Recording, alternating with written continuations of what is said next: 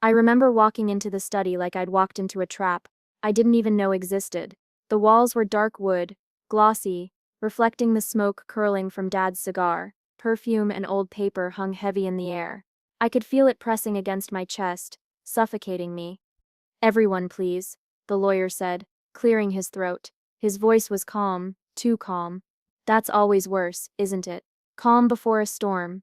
I sat rigid, fingers clenching the armrests of the chair, knuckles white, my stomach twisted. I had a sense, an awful sinking sense, that something was wrong. Dad's eyes caught mine briefly. A flicker of, what? Regret? No. Nothing, just the weight of his disappointment, of the world I'd never belonged to. He cleared his throat again. "We are gathered to honor the final wishes of your father." I nodded. I forced myself to nod. Pretend respect. Pretend composure. The lawyer started reading. Each line felt heavier than the last. Property here, accounts there, stocks, investments, jewelry. I could hear my own heartbeat in my ears, loud and erratic. Every "to my son, to my daughter," made my stomach drop lower. My name. Nowhere. Not once. "Excuse me?" My voice sounded wrong even to me. Too small. "Read correctly," my sister whispered from across the room. Her eyes glimmered with satisfaction. I hated her in that moment. Pure, unfiltered hate. I swallowed, nodded, clapped at the right moments mechanically. My hands trembled. I wanted to scream, to throw the papers into the fireplace and burn every word, but I didn't. I sat there, silent, invisible. Dad didn't flinch, didn't apologize, didn't even glance my way. He just puffed his cigar, leaned back, and watched the lawyer continue. My siblings shifted, smirks hidden behind polite masks, pretending to mourn, pretending to rejoice, pretending I wasn't there. "Are you listening?"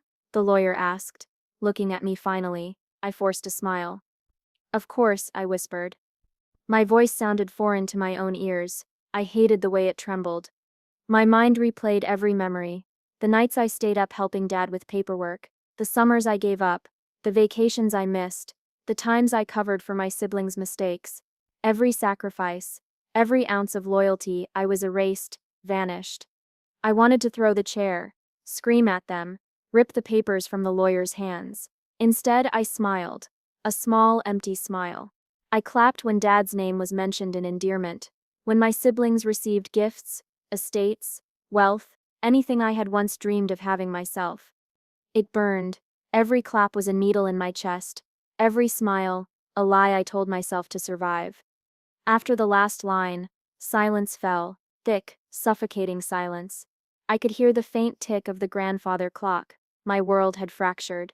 Dad's eyes, empty, distant, haunted me. My siblings' faces twisted into normalcy too fast, too perfectly. "You'll all have time to settle affairs," the lawyer said. His tone was businesslike, sharp, cold. I nodded. I left the study before anyone could notice the way my hands shook. In the hall I paused. Just for a second. The smell of cigar smoke clung to my clothes, the faint scent of old books and Dad's cologne lingering in my hair. I breathed in, steadying myself. Nobody would see me cry. Not today. Not ever. I stepped outside, letting the cold hit my face, let the air burn my lungs. I wanted to scream. I wanted to collapse. I wanted to vanish, but I didn't. Instead, a fire ignited inside me. Quiet, dangerous, relentless. A seed of revenge, tiny but powerful. I could feel it growing with every step I took away from that house. Every betrayal I'd swallowed, every lie I'd endured. It was all fuel now. I would survive. I would rise, and when I did, they would all see me. Not the child they ignored, not the invisible one. They would see me. But first, I had to wait, watch, plan, and bide my time. I looked back at the house once, a last glance at the life I'd loved and lost, then I turned away. Silence followed me, pain followed me, and the promise of vengeance, cold and exacting, settled in my chest like iron. I would make them remember. I would make them pay. I got home and Mom didn't look at me. Not once. She hovered in the kitchen, hands tight around a cup of tea, eyes fixed on some invisible point in the distance. "Mom?" I started. My voice cracked. She didn't flinch, didn't answer. I dropped my bag. "Did you even notice what happened today?" She sipped her tea. Your father's sip's gone, dear. You need to move on. Move on. Move on. As if erasing me was a mere hiccup, my throat tightened. I wanted to scream. I wanted to shake her. I wanted her to tell me it was a mistake, that they'd meant to leave me everything, and the lawyer had bungled it. But she didn't. I left the kitchen. I left her there with her porcelain cup, trembling like it might shatter before me. The phone rang. My best friend. I stared at it. Couldn't bring myself to answer. I let it ring. Again and again. I didn't want anyone. I wanted to disappear, hide in a corner and let the world forget I existed. But the silence didn't soothe me. It didn't protect me. It just made me feel smaller. Invisible, and I hated it. I sat on the edge of my bed, replaying the will in my head. Every word, every slight, every line where my siblings got what I'd worked for, what I'd sacrificed for, what I'd believed was mine to share with them. I remembered the late nights helping Dad balance accounts. Remembered the vacations I skipped to cover for their mistakes. Remembered the meals I cooked, the errands I ran, the projects I'd saved from disaster. All of it, and none of it mattered. Not a word, not a thought. I clenched my fists. My knuckles turned white. Rage bubbled under my skin. Slow, steady, smoldering. Not the kind of anger that screams. The kind that waits, plans, builds, knows its moment. I got up, started a notebook. One by one, I wrote down every slight, every betrayal, every memory where I'd carried them. Names, dates, excuses. Every lie, every smile they'd faked in my face. Every thank you that had never meant anything. I installed a recorder on my phone. Every conversation at home, every casual comment, every whisper behind my back, captured. I watched them, observed how they moved, how they spoke, how they treated each other when they thought no one was listening. There were cracks, small ones at first, but cracks were all I needed. I realized silence hadn't protected me, obedience hadn't saved me, being small hadn't worked. If I wanted to survive and thrive, I had to be quiet, precise, unstoppable. The nights blurred, days bled into each other. I didn't answer calls, I didn't leave the house. I existed in shadows, in notes, in recordings. I became a ghost in my own life. One night, I caught my mother muttering under her breath, something about my father, something about the will. I replayed it. Slow, careful, there it was.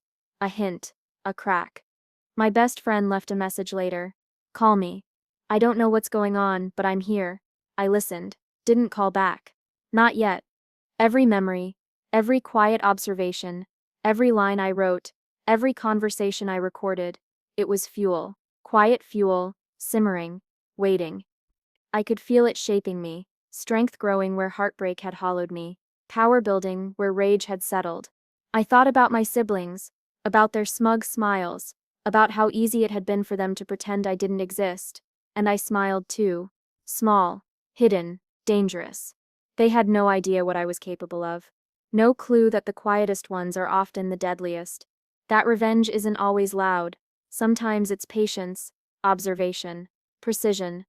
I looked in the mirror. My own reflection startled me. The hollow in my chest had turned sharp. The sadness had turned strategic. Rage had turned methodical. I nodded. I was ready.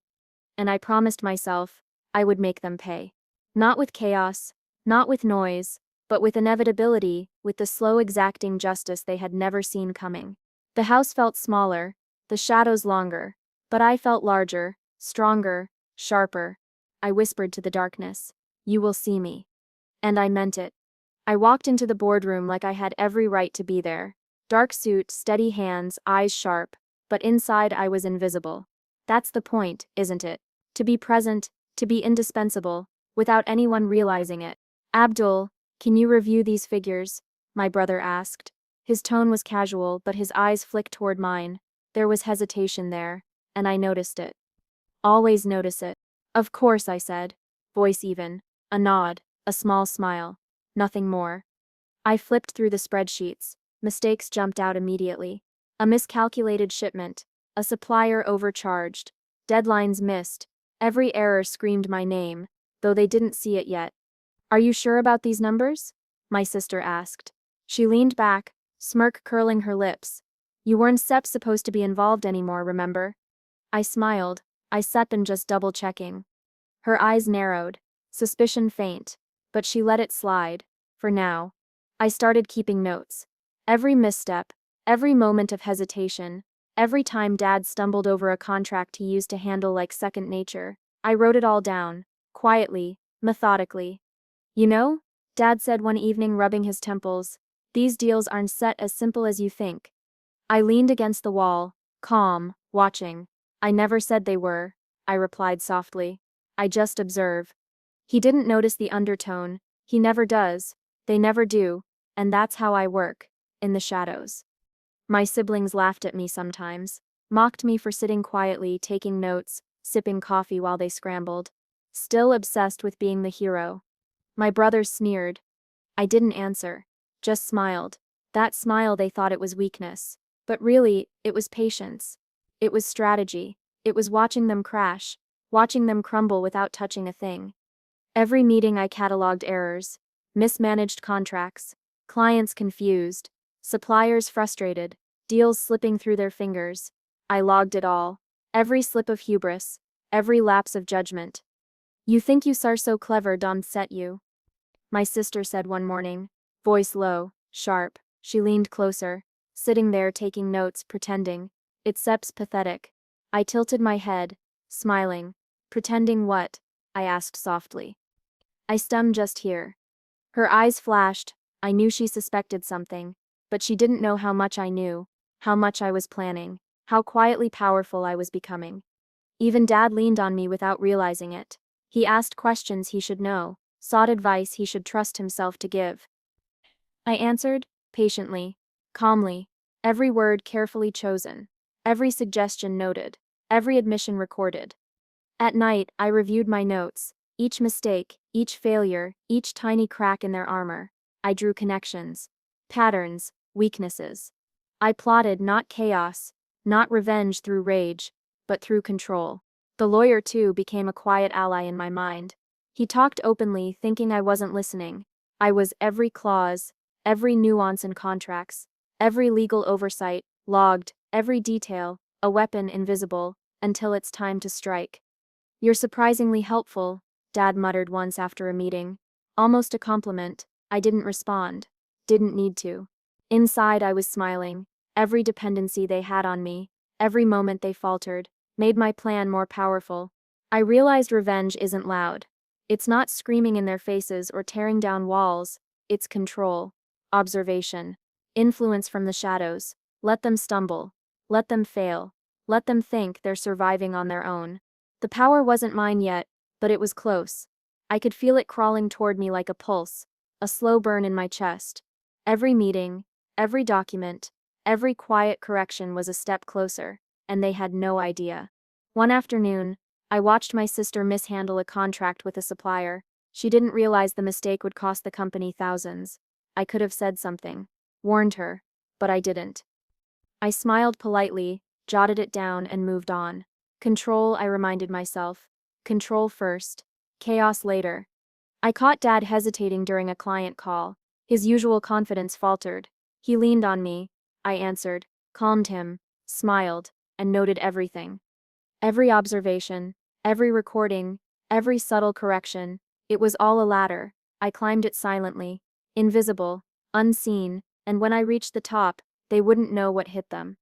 I whispered to myself in the quiet of my room, they depend on me, they always have, they just didn't know it. And I smiled, a real smile this time. Cold, calculated, dangerous. The shadows aren't set empty, they set mine. And soon the power I've gathered there will be unstoppable. I sat in my office late, watching the city lights flicker through the blinds. The contract was on my screen, a multi-million-dollar deal. Everything lined up perfectly, or so they thought. My sibling had laughed at me that morning. Still obsessed with numbers? They sneered. You still never touch anything real. I smiled, a slow, careful smile. We'll see, I said quietly. They had no idea what I'd done. No clue that I'd spent weeks combing through this deal, inserting clauses, adjusting terms, subtle enough that no one would notice unless they actually read it. And they wouldn't. They never read. They never cared. They just signed, nodded, trusted that anyone had it under control. Abdul, is this final? My CFO asked, leaning over the table. He'd begun to notice me. He leaned in with that wary respect, not yet full trust. Almost, I said. Just a few tweaks to protect the company. You still thank me later. The CFO hesitated. You sure you want me to sign off without a legal review? I looked him dead in the eyes. Calm, confident. I said I'm sure I checked it. Every clause, every word, its steps flawless. He nodded, still cautious, and left. Alone, I let myself relax just a fraction. Later that afternoon, my sibling signed, smiled, called me over. See? Easy, no need for your obsessive notes. I smiled back, warm, friendly, harmless, glad it went smoothly, I said. Inside, my pulse was racing. The trap was set. By evening, the first cracks started to show. Suppliers called, questions that should have been answered. Small errors piling up, invisible until it was too late. And my sibling, they were clueless, scrambling to fix what they couldn't even see. I watched from the sidelines, a glass of whiskey in hand, pretending to review other files. My heart pounded. Not with fear, not with anxiety, but with satisfaction. Pure, cold, intoxicating satisfaction. You did this? My sibling asked, finally desperation creeping into their voice. They held the contract in their hands, flipping through pages, confusion plain. I leaned against the desk, calm, patient. I didn't do anything you didn't already invite, I said softly. It sets all in the fine print. Their face paled. The clauses, these terms. I nodded, silently. Let them stumble. Let them struggle. Let them feel the weight of their own incompetence. You knew, they whispered. Fear, disbelief, and rage mixing into a cocktail I'd never thought I'd enjoy so much. I knew what I was doing, I said quietly. I always do. No shouting. No chaos. Just the undeniable truth laid bare in black and white. The CFO came in then. Abdul, this is incredible, he said, awe dripping from every word. I don't know how you caught this. You saved the company. I nodded, letting the praise wash over me. They thought I'd acted for the company. They didn't know I'd acted for myself. For proof that I had been indispensable all along. My sibling slumped into a chair, defeated. Every laugh, every taunt, every sneer directed at me, in the past played across my mind like a slideshow. And now? They were scrambling in silence, unable to deny the truth. I walked over, slowly, deliberately, smiled that same careful, warm smile. Sometimes the quiet ones run the show, I murmured. They looked up, eyes wide, voice barely a whisper. You've been all this time. Yes, I said. Simple, calm, precise, all this time. I stepped back, letting them stew in it, let them feel small, powerless, exposed. It was sweet, sweeter than any confrontation. The thrill of silent power, the knowledge that I had orchestrated it all without anyone realizing. Even Dad would never know. He'd always underestimated me, trusted appearances over reality. My siblings laughed at me, mocked me, excluded me, but the real work, the critical work, had always fallen to me, and now the evidence was undeniable. I poured another glass of whiskey, watched the city lights blur through the window. My pulse still quickened, not from adrenaline, but from control. This was different. This was power, quiet, unassailable, perfect. You see now, I whispered, almost to myself. It wasn't uselessness. It was patience, strategy, control. And the best part? They didn't even know where it started. They didn't know who was behind it. They only knew the results. Chaos, embarrassment, dependence. I smiled, raising my glass to the empty room. To invisibility, I murmured, to quiet triumphs. The night stretched on, my siblings still scrambled, phones ringing, calls being made, explanations demanded. I watched, detached, calculating the next move. Every reaction, every panic, every misstep, they were all notes, all entries in the ledger I kept in my mind. And I understood fully, finally, the thrill of silent revenge, the satisfaction of doing everything without a sound, without a fight, without confrontation, just the truth, laid bare, and the helplessness of those who thought they were in control. I would do more. Of course I would, but for now the first strike was mine. Perfect. Quiet, undeniable. I smiled once more, the fire in my chest bright, steady. The game had begun, and for the first time, I felt unstoppable. The house felt smaller these days, or maybe it was just me, moving in silence, watching, listening.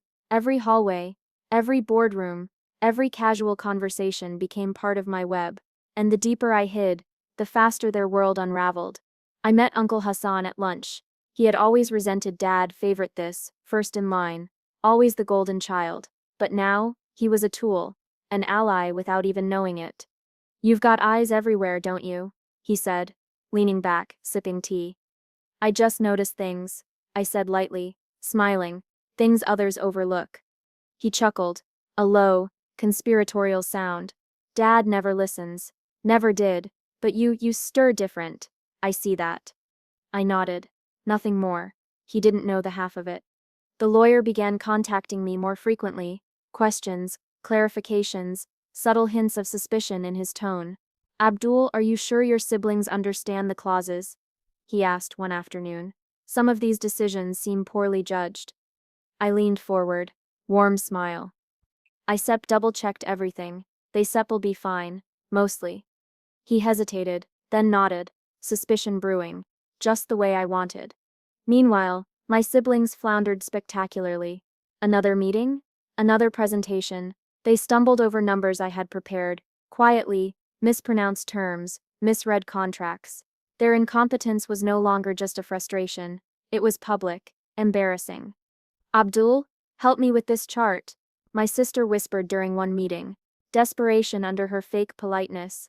"Of course," I said softly. Helped her real quick, just enough to save face, not enough to fix the underlying mistakes. Her reliance on me grew, her trust deepened, every stumble they made became another thread in the web I was spinning. I documented everything. Every flinch, every hesitation, every misstep, notes, recordings, observations, each one a puzzle piece, a domino waiting for the push. One night, Mom confronted me in the kitchen. Her eyes were wary. "You stir spending too much time with Uncle Hassan," she said, voice low, almost trembling. "You stir changing." I smiled, leaning against the counter. "Mom, I've always been me, you just never noticed." Her eyes softened, but I saw the confusion, the faint spark of doubt. She didn't know what I was capable of, didn't know the games I was playing, didn't know the control I was gaining. "Your siblings, they rely on you more than you think," she whispered. I nodded. "Exactly. That sips the point." I orchestrated situations with precision. A missed delivery, a misread contract, a client left waiting. Every failure looked like chance. Every mistake seemed natural. I stepped in just in time, smiling, helpful, loyal, never a hint of the truth. But each stumble was carefully recorded, catalogued, used later to show the depth of their incompetence. "You such are always there at the right moment," my sibling said one morning. "Suspicious now. How do you always know?" I smiled. Nothing more. Luck, I guess.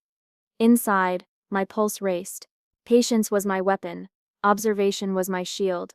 And their trust, their blind reliance on me was my dagger. Even Uncle Hassan became more involved, quietly feeding me intel about internal conflicts, family whispers, old grudges, every piece of gossip, every complaint, every overlooked resentment became leverage. "Abdul, your siblings aren't managing well," the lawyer said, one afternoon. "You might want to keep an eye. They such are making risky decisions." I smiled. "Already on it," I said softly. Every word measured, every pause calculated. I realized something then. Revenge doesn't need shouting, doesn't need confrontation. It needs patience.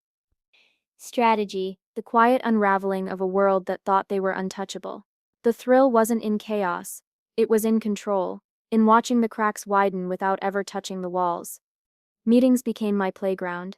My siblings stumbled again, this time in front of high-profile clients. Panic flickered across their faces, but they didn't blame me. They couldn't. I had guided them, smiled, corrected, helped, appeared loyal. Invisible power. I jotted notes later that night. Every error, every flinch, every subtle slip, catalogued for the final revelation. Each one would be undeniable. Each one would expose them. Piece by piece, domino by domino, the truth would emerge. Mom's occasional glances, full of doubt, added another thrill. She didn't know I'd been silently orchestrating this. She didn't know her golden child, her pride, her favorites, the very people she thought invincible, were all under my control, dancing on strings she couldn't see. I whispered to myself in the dark, the deeper I hide, the faster it all falls apart. A thrill ran through me. Quiet, cold, perfect. The satisfaction wasn't in confrontation or loud triumphs. It was in invisibility. Patience, precision, watching them fail while appearing harmless, helpful, loyal, watching them trust me blindly. And when the final revelation came, they would understand. All of it. Every humiliation. Every failure. Every moment they had ignored me, mocked me, doubted me. Everyone would be undeniable. I smiled, leaning back. The shadows were mine. The control was mine. And soon the truth, quiet, perfect, ruthless, would be mine too. Patience, strategy, control. The web tightened, and no one would see it coming. I noticed it first in Dad's eyes, that flicker of doubt, the hesitation when he spoke. Confidence that once filled the room like sunlight now wavered, shadows stretching across his expression. "You're sure this is correct?" he asked in a meeting, voice tight. He glanced at me, almost instinctively, even though I had no official seat at the table. "I've checked it," I said softly, calm, even, "everything adds up." He nodded, but I saw it, hesitation, uncertainty. The cracks were forming, and I didn't intervene beyond that. Let him falter, let him stumble. My siblings weren't any better. Behind closed doors, their laughter turned sharp, arguments flaring like sparks in dry grass. They blamed each other, pointing fingers over mismanaged projects, delayed shipments, missed deadlines. All the while, I sat quietly, invisible, a shadow in the corner, logging everything. "Why didn't you double-check the numbers?" My sister snapped at my brother one afternoon, her face flushed, frustration raw. "I thought you handled it," he shot back, desperation creeping into his voice. "Clearly not," she hissed, throwing her pen down. I smiled faintly, just enough to hide in plain sight. Helpful, loyal, harmless. They didn't see me as a threat, never did, and that was perfect. Each email, each call, each misstep was fuel. They were creating evidence for me without even knowing it. I cataloged it all. Notes, timestamps, recordings. Every word they let slip. Every contract misread. Every client complaint. It was all part of my plan. Dad sighed one evening in his office, rubbing his temples.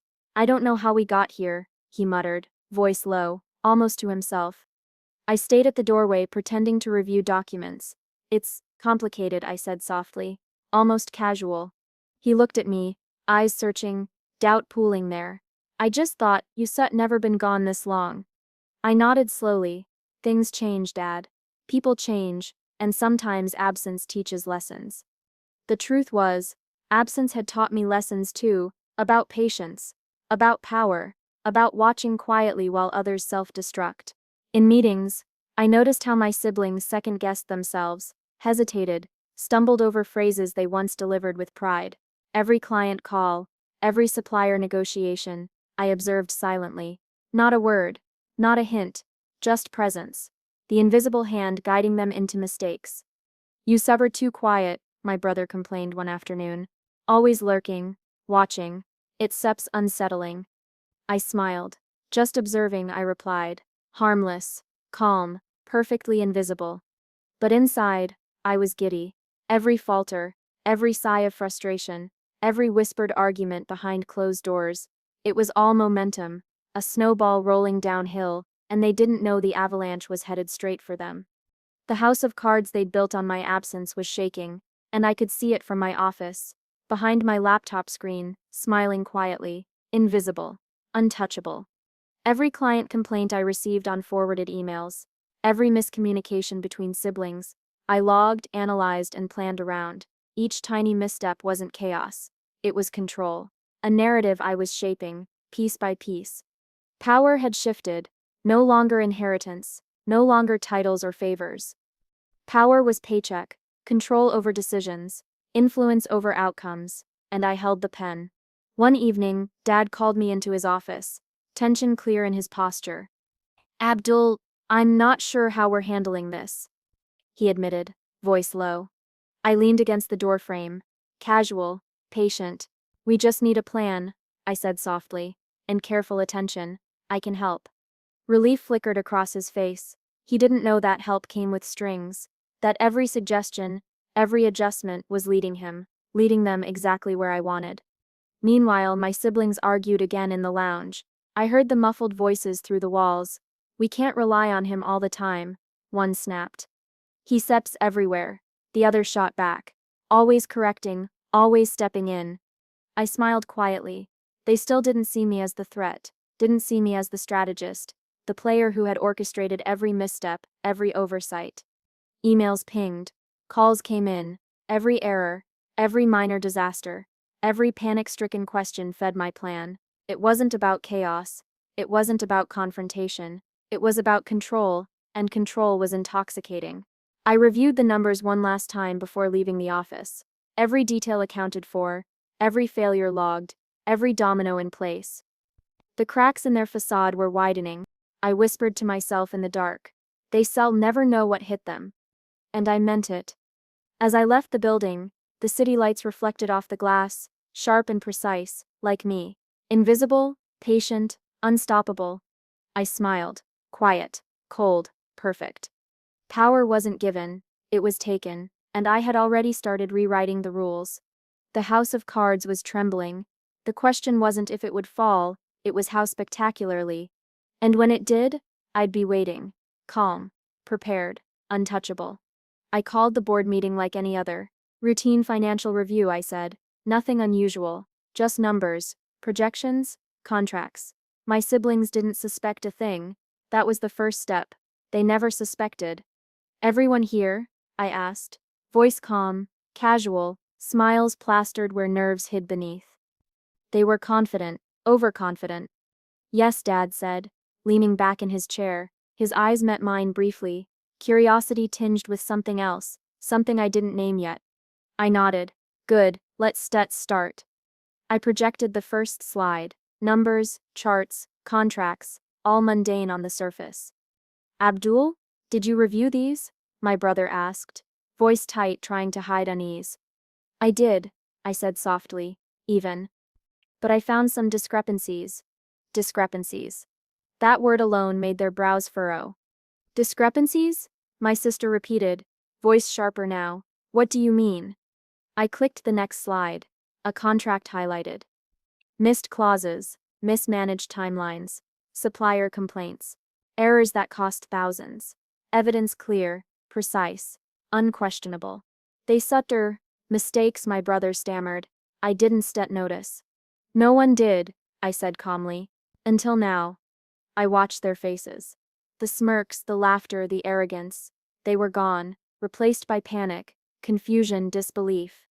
Abdul, this how? Dad's voice wavered. He leaned forward, hands on the table, eyes wide, shock, uncertainty, vulnerability. I noticed, I said quietly, every missed deadline, every misstep, every assumption you made that went unchecked, and I logged it all. The lawyer shifted in his chair, nodding slowly, meticulous, deliberate. Everything here, it steps airtight. Every contract, every note, it steps undeniable. I leaned back slightly, calm, almost casual. Yes, everything is accurate, every failure documented, every mismanagement exposed. My siblings' sept hands trembled, voices cracked. But, Abdul, you weren't sept even managing these. My sister gasped. You left. I smiled faintly. I left the spotlight. I didn't leave control. The room went silent. Heavy, suffocating. Every eye on me, their pride crumbled. Every taunt, every dismissal, every laugh they directed at me in the past played across my mind. And now, they were powerless. You signed everything, my brother whispered, voice breaking. I nodded. I signed it, approved it, every paycheck, every deal, and you had no idea. Shock etched across their faces. Their disbelief was delicious. I let them stew in it, let the weight of their ignorance press down. Dad swallowed hard. But, I thought, you left me out of the will, I said softly, voice calm but cutting. But I've been signing your paychecks, approving your contracts, running the business quietly while you played at power. Silence. Dense, thick, unbroken. I clicked to the next slide. Emails, internal notes, supplier complaints, errors tracked over months. Every domino carefully documented. You've been, my sister started, but no words could finish it. The truth was a wall they had no way around. The lawyer leaned back, impressed, whispering under his breath. This is thorough, unquestionable. I smiled faintly. Thank you. I thought it deserved clarity. Dad's side's hands shook slightly on the table. His voice, usually commanding, was fragile. I didn't know. I nodded slowly. No, you didn't. You trusted appearances over reality. You trusted them over me. And yet, I gestured to the slides, to the evidence, to the undeniable trail of control I had maintained. You were dependent on me the entire time. My siblings sank into their chairs, faces pale, voices gone. The arrogance, the bravado, the false confidence, they were shattered. You've been running it all along, my brother said finally, voice low, defeated. Yes, I said softly, calm, cold, calculated. While you thought power was inheritance, while you thought authority was a title, control is instead given, control is earned, or taken quietly. The lawyer nodded again, almost reverently. It sits poetic justice, every error accounted for, every chain of command unbroken, yet no one knew. I leaned forward, hands clasped on the table. This is incept revenge in the loud sense. No shouting, no confrontation, just undeniable proof. My siblings stared at me, eyes wide, jaws tight. I could almost see the gears turning, trying to comprehend how the useless one had orchestrated everything while they floundered. You underestimated me, I said softly. You mocked me, excluded me, thought I was powerless, and yet, I said, held the pen all along. Dad shook his head, disbelief mingling with awe. I never realized. I let the pause stretch. Long, heavy, crushing. Silence, not words, was the sharpest tool. You left me out of the will, I repeated, voice quieter, but venomous in its subtlety. But I've been signing your paychecks, approving your deals, running the business. Every single decision. And now, you see the truth. They couldn't deny it. Every contract, every email, every misstep, I held the undeniable evidence. Every failure, every misjudgment, every flaw laid bare. I don't know what to say, my sister finally murmured, her voice small, defeated. No need, I said. Just understand, this authority isn't set inheritance. It's sep's earned or quietly taken. Dad leaned back, tension melting slightly into grudging respect. You Seb done more than I ever expected. Even without a will, even without the title. Yes, I said softly, a quiet triumph in my voice. I Seb done more, and now the rules are mine. Every heartbeat in the room was mine to command. Every falter, every gulp, every shiver, they were mine to witness. Their disbelief, their shame, their shock, it was sweet, precise, perfect. I leaned back in my chair, calm, untouchable, the room heavy with silence. The lawyer nodded, impressed, silent acknowledgement of my invisible control. You see, I said, almost to myself though everyone heard, revenge isn't set inheritance, it's set as authority, it's set as control, and sometimes, it's set as quiet. I smiled, letting the words linger. The room's tension pressed against them, heavy, suffocating, undeniable. I had won, not by a piece of paper, not by the will, but by control, by authority, by evidence.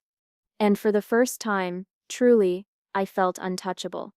The house was quiet, too quiet. I walked the halls and heard nothing, no laughter, no arguments, no footsteps trailing behind me. My siblings avoided my eyes like ghosts. I didn't chase them, didn't need to. The look of disbelief on their faces was enough. Power doesn't ask for recognition. It doesn't beg, it just exists, solid and undeniable. Dad sat in the study, shoulders hunched, eyes distant. When he spoke, his apologies were hollow. Abdul, I didn't realize. I nodded, I know. But I didn't feel relief. Didn't feel satisfaction in his regret. I felt detached. Revenge had a cost. I hadn't anticipated. Sleepless nights. Cold smiles. Emotional scars. Every moment of patience, every second spent invisible, had left its mark. Mom found me later, in my office. She didn't say anything at first, just leaned against the doorframe, quiet. I looked up from the notes I was reviewing, the contracts I had restructured, the evidence I had cataloged for my own reflection. "You've changed," she whispered. Not judgment, not fear, just observation. I leaned back in my chair, hands clasped behind my head. "Maybe I had to," I said softly. "Maybe that was the only way to survive this family." She nodded slowly. "You've proven yourself. But at what cost?" I didn't answer right away. I wanted to. I wanted to tell her about the nights I barely slept, the cold dinners, the isolation, but words would cheapen it. The scars were mine to bear. They were proof, not apology. "I realized something," I said after a pause. "I don't stet need their love or validation. I don't stet need approval from people who tried to erase me. I needed recognition, self-respect. And I have that." Her eyes softened. A single nod. She understood. Or at least she tried. I walked to the window, looking out over the city lights. Each flicker, each shadow mirrored what I had become. Quiet, patient, unstoppable. The world hadn't been fair, but I had rewritten it, on my terms. "You've carried so much," Mom said quietly. "And yet, you didn't let them see you break." I smiled faintly. Strength isn't always loud. She stepped closer. "Do you feel victorious?" I paused. Victory was a strange thing. Sweet, yes. But cold, clean, yet jagged. "I feel complete," I admitted. Not because I crushed them, not because I proved them wrong, but because I finally proved myself right. My office felt larger somehow. Freed, I let myself lean back in my chair, letting the weight lift, slow and deliberate. The adrenaline, the tension, the invisible battles, they ebbed away, leaving only clarity. I thought of every contract I had corrected without recognition, every misstep I had quietly documented, every subtle trap I had woven into the deals my siblings had botched, every patient, invisible victory. "You were always underestimated," Mom said softly. "Yes," I admitted, "and I let them. I needed them to think I was powerless. Invisible, harmless. That's how I held the control." She nodded again, almost in awe. "And now?" "Now," I said, voice calm, almost a whisper, "I am undeniable, and I don't need anyone to tell me that." I closed my eyes for a moment, feeling the tension dissolve, replaced by a quiet, hard-earned satisfaction. Revenge had been a long road, painful, exhausting, solitary, but the destination, it was mine. I had survived, thrived, and I had done it on my terms. The scars would remain, yes. Cold reminders of sleepless nights, of trust broken, of patience tested. But they were not weaknesses. They were proof. Proof of strength, of strategy, of resilience. Proof that even when the world tried to erase me, I could rise. Mom lingered by the doorway. "You've earned more than they ever could give you," she said. "And now, you can choose what comes next." I nodded slowly. Choices, freedom, control, power. The reality of being untouchable settled over me like a cloak. I could forgive. I could leave. I could stay. The decision was mine. "I don't need to prove anything to them anymore," I said. Quiet, deliberate. I've already proven it to myself. Her eyes glistened faintly, but she didn't speak. No need. She understood. I stood, walking past the stacks of notes, contracts, and files, each one a reminder of patience, of observation, of strategy, a tangible map of my journey from erased to untouchable. I opened the office door and walked through the quiet house. My siblings avoided me. Dad's apologies hung hollow in the air, but it no longer mattered. I had rewritten the rules. I had claimed my authority, my self-respect, my power. Alone in the quiet, I allowed myself a small smile, not prideful, not boastful, just release, relief, recognition that the fight had ended and I had emerged whole. The house hadn't changed, the world hadn't been fair, but I had, and that was enough. I returned to my office, closing the door behind me. Sitting down, I leaned back, letting the night settle around me. My scars were mine to bear, Yes, but they were no longer chains. They were markers of victory, evidence of endurance, symbols of strength. And finally, I could let it all go. Alone, victorious, and undeniable, I whispered to myself, this is mine, all of it, and no one can take it away. The office hummed with quiet energy, phones rang, keyboards clicked, and orders were executed with precision. I watched it all from the corner of my office, calm, observing. Control wasn't flashy, it wasn't loud, it was steady, unquestionable. Abdul, can you review these projections? One of the managers asked, hands trembling slightly. I nodded. Of course, I said softly, scanning the spreadsheets, small errors, misaligned budgets, overlooked deadlines, all corrected before anyone else noticed. They didn't see me as the boss, and that was perfect. I had taken full control of the family business without a title. The title didn't matter. Authority was invisible, earned through competence, trust, and presence. Every loyal employee knew it. Every toxic influence had been quietly removed. Who approved this merger? A young executive asked nervously. I did, I replied casually, but I made adjustments for accuracy. Everything SUP's aligned now. Heads nodded. Gratitude, respect, and subtle relief in their expressions. They trusted me, not because of a name, but because I had proven myself, day after day. I walked through the office, greeting employees with a faint smile, a word of encouragement. Each interaction reinforced the network I had quietly built. People thrived under guidance, not fear, and that was my real triumph. One of the older employees, a veteran of decades under my father SEP's erratic management, approached me. You SEP changed everything, he said softly. Better than we could have imagined. I smiled faintly. We SEP just been ignored too long. Now we have systems, procedures, accountability. He nodded. It feels different, right? That was the key. The difference wasn't in shouting or punishing. It was in building, sustaining, leading quietly. People responded to order, competence, and consistency. I provided all three. Meanwhile, the family who once laughed at me, the ones who dismissed me as useless, erased me from the will, they relied on me completely. Contracts went through me. Approvals depended on me. Decisions, even if I wasn't officially in charge, went through my hands, and they didn't even realize it. You SET are everywhere, my brother muttered once during a meeting, voice tinged with fear and awe. How do you do it? I smiled softly. I observe. I plan. I act when necessary. They didn't understand that power wasn't about titles. It wasn't about the will, inheritance, or recognition. It was about influence, presence, control, invisible, enduring, undeniable. I reviewed reports quietly at my desk, correcting minor errors, streamlining operations, ensuring every system functioned seamlessly. Each success was silent, but cumulative. A legend of competence growing quietly, almost mythically. One of my loyal allies approached.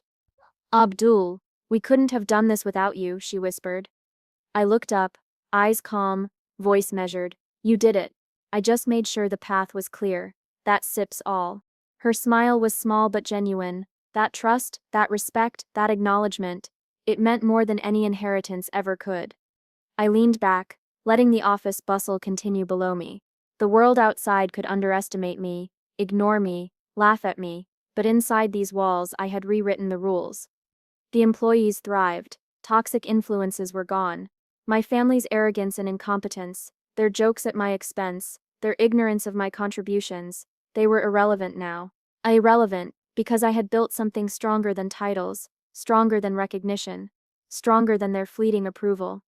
I paused for a moment, thinking back to the nights of anger, the sleepless hours, the patient observation, the subtle manipulations that had brought me here. It had been exhausting, painful, but every step had been worth it. You've done it quietly, Mom said when she visited the office, watching the smooth operations, the respect of employees, the calm efficiency, better than anyone could have imagined. I nodded, voice quiet but confident. Revenge isn't just punishment. It sits rising above, stronger, wiser, enduring. Mom SIP's eyes glistened faintly. And you've done it. Yes, I said softly, finally allowing a small, real smile. I've done it. I walked the floor, observing each team, each manager, each process. Every success, every smooth operation, Every problem prevented was a silent victory. I didn't need applause. I didn't need acknowledgement. The results spoke louder than any confrontation ever could. My siblings might still try to assert authority. They might still think titles mean power, but they had learned too late that power without competence is empty. And I had it all: competence, influence, and enduring authority. A quiet sense of liberation settled over me. The weight of years of dismissal, betrayal, and exclusion lifted. I had survived. I had triumphed. Not with noise, not with fury, but with patience, intelligence, and subtle control. I stopped by the window, looking over the city lights. Each flicker, each shadow, mirrored the work I had done: quiet, patient, enduring. The world hadn't been fair, but I had rewritten it, on my terms.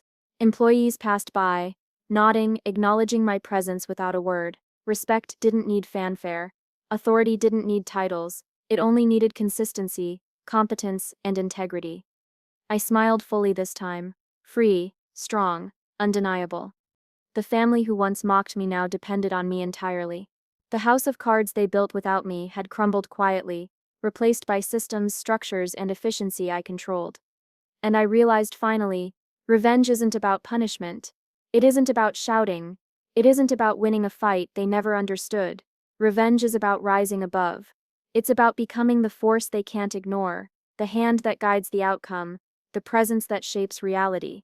I leaned back in my chair, watching the quiet hum of productivity below: peaceful, controlled, enduring. Finally, I was free. I had the last laugh. Not in anger, but in influence. Not in confrontation, but in authority. Not in noise, but in undeniable, quiet, absolute control. And I smiled, finally fully. At last, I sank into the leather chair in my private office, the city lights sprawling beneath me like a web of possibilities. Silence wrapped around the room, thick and satisfying. No applause. No confrontation. Just me, and the quiet hum of my own triumph. I let my fingers rest lightly on the desk, eyes tracing the skyline. Each tower, each glowing window reminded me of how far I'd come. The family may have tried to erase me from the will, from the legacy, from memory, but they hadn't erased me. Not really. They still never see it coming, I whispered to myself, though no one was there to hear. Quiet. Smart. Absolute. My phone buzzed briefly with a message from the CFO. All systems running smoothly, teams aligned. No issues. I didn't respond. No need to. Everything was under control. I didn't need to micromanage. My strategy had built a network that ran itself. My presence was felt, my authority undeniable, even without a title.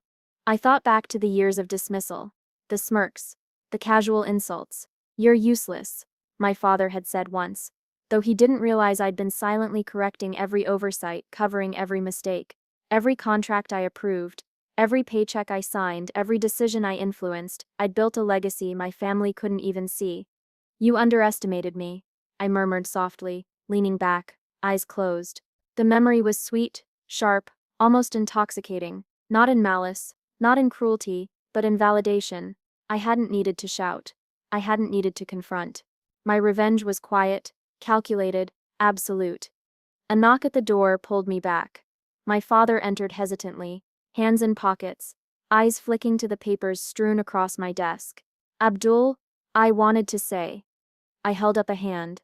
"Dawn set." He paused, swallowed. "I've been thinking, about the business, about you." I opened my eyes slowly, letting him feel the weight of the silence. "Thinking what exactly?" He sighed, shoulders sagging. You've done more than I ever imagined. Better than we ever did. I should have seen it sooner." I smiled faintly, not triumphantly. "Recognition is instead given, father. It's stets earned, and I earned it." He nodded slowly, almost in awe. "And the family?"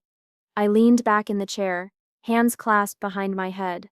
"They sebre learning, slowly. But learning all the same. They concept ignore me. They rely on me now, completely."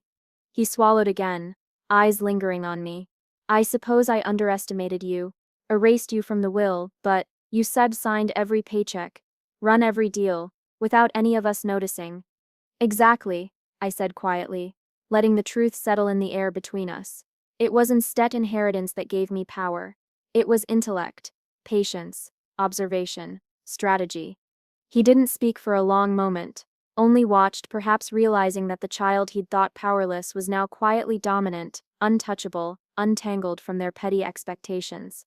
I returned my gaze to the city. The night stretched endlessly, serene and still. Victory, I realized, didn't need celebration. It didn't need applause or recognition. It needed endurance, patience, subtlety. It needed a plan executed without fanfare. And here I was at its completion. Yusef changed everything, he said finally, voice low. For the company, for the family, for yourself. Yes, I admitted. For myself. For my peace. For the control I refused to be denied. I let out a quiet breath, letting the tension ease from my shoulders. Every sleepless night, every silent observation, every subtle maneuver, it had all led to this moment. Not chaos, not confrontation, not vengeance loud enough to echo in the hallways. Just dominance. Quiet, absolute. I have my peace now, I murmured, almost to no one. My power, my place, not granted by blood, not given by inheritance, but earned by persistence and precision. My father's eyes flicked up at me again, unsure if he should speak. I didn't need his approval. I had my own. My strategy, my patience, my intellect. They were enough, more than enough. I leaned back further, closing my eyes, letting the city's glow wash over me. The journey had been long, painful, rewarding, exhausting, but it had ended as it should, with me fully in control, fully acknowledged in the ways that truly mattered. A soft smile curved my lips. The scars from the past remained, but now they were proof of resilience, proof of endurance, proof that even when the world tried to erase me, I could rise. No one needed to see it. No one needed to know the depth of my influence. It was mine. Quiet, absolute, unchallenged. I opened my eyes one last time, letting them rest on the skyline. The city hummed below, unaware, unconcerned, just like my family had once thought of me. But I had rewritten the story, on my terms. My victory wasn't loud, it wasn't violent, it didn't need to be, it was complete. And for the first time in a long time, I felt free. I whispered softly to the night. This is mine, quiet, absolute, and untouchable.